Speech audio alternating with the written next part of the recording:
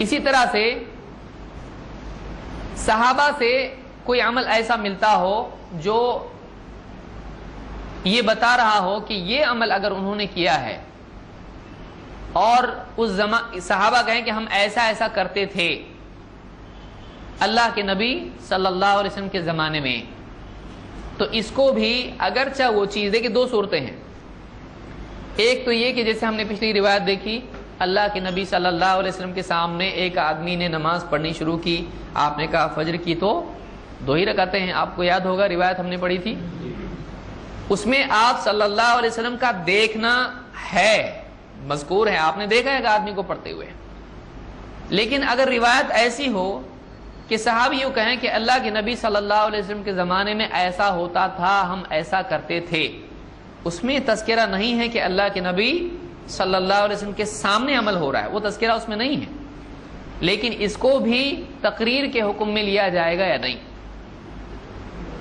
لے سکتے ہیں؟ نہیں نا؟ یہاں اختلاف ہو رہا ہے، اختلاف امت رحمہ، یا اس میں کچھ درمیانی رائے کوئی نہیں نکالی جائے اختلاف کو ختم کرنے کے لیے؟ اس کو بھی تقریر میں لیا جا سکتا ہے. جیسے کہ مثال کے طور پر معاذہ کہتی ہیں سألت عائشہ، آگے میں سمجھاتا ہوں کیسے لیں گے. سألت عائشہ فقلت ما بال الحائض تقضی الصوم ولا تقضی الصلاة.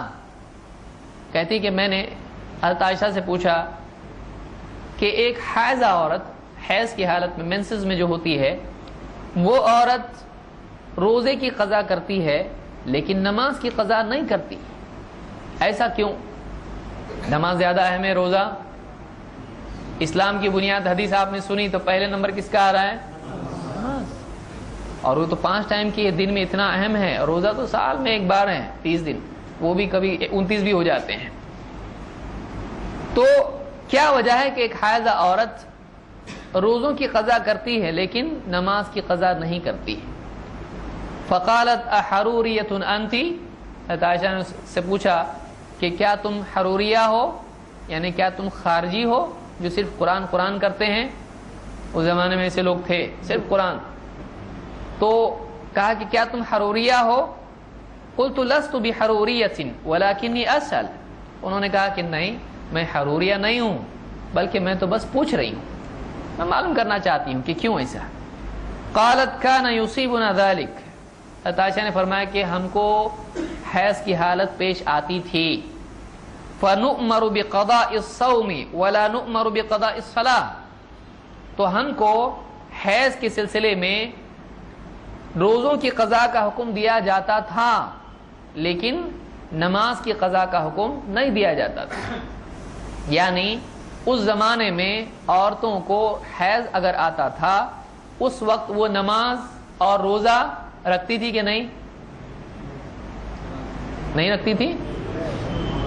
رکھتی تھی تو قضا کا مسئلہ ہی نہیں آئے گا، رکھ کے پھر قضا ڈبل.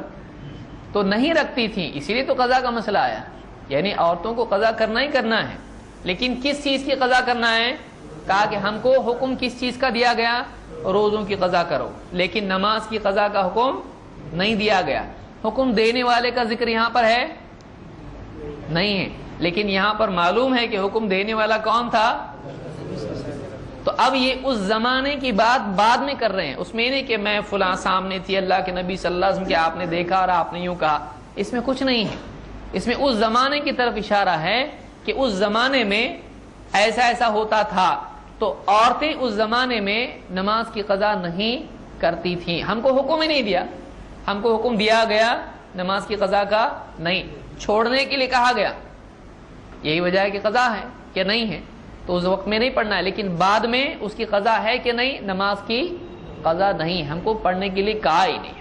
تو نہیں پڑھتی تھی، اس پہ اقرار باقی رہا.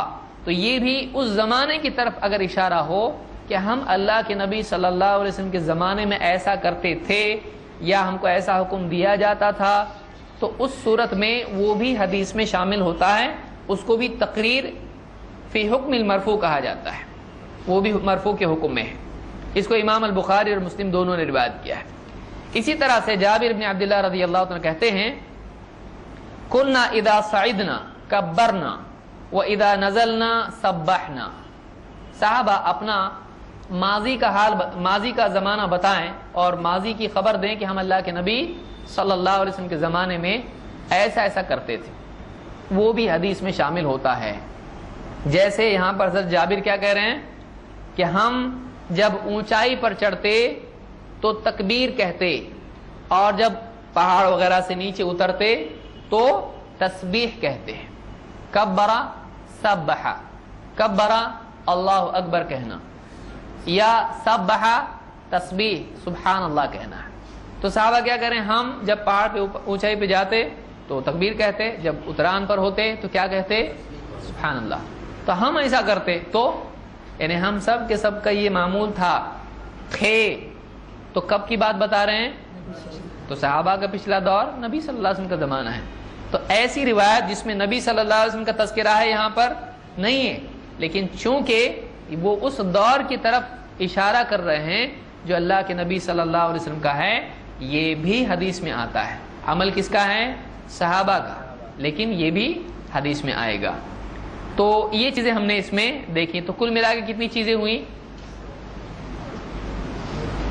बहुत ज़्यादा हो रहा ना,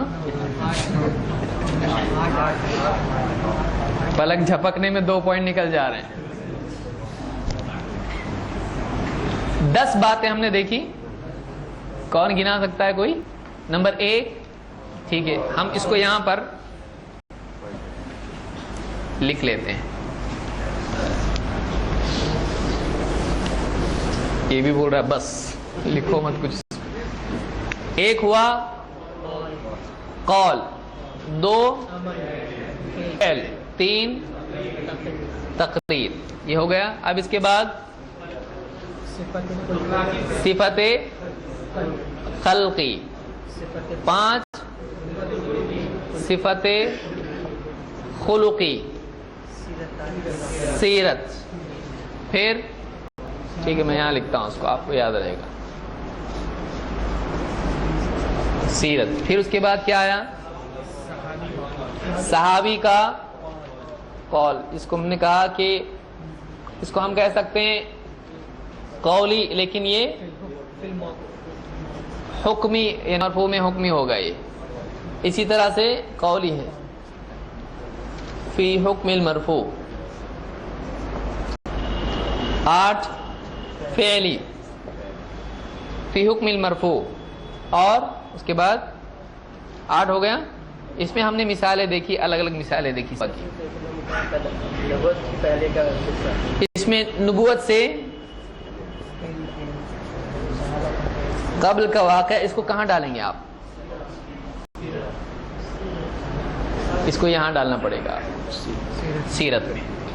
तो इस तरह से हदीस में इतनी सारी चीजें आती हैं, कौल, फेल, तकरीर, सिफत खल्की, सिफत खुलुकी, सीरत, और इसी तरह से फिर सहाबा का कौल और अमल और तकरीर। यहाँ पर तकरीर भी आएगा, यहाँ पर तकरीर भी आएगा। इसमें फेली के बाद में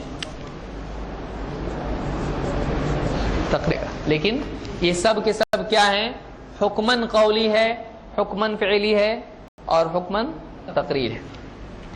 बहरहाल तो ये हमारा एक मौजू इसमें समझ लीजिए मुकम्मल हो गया।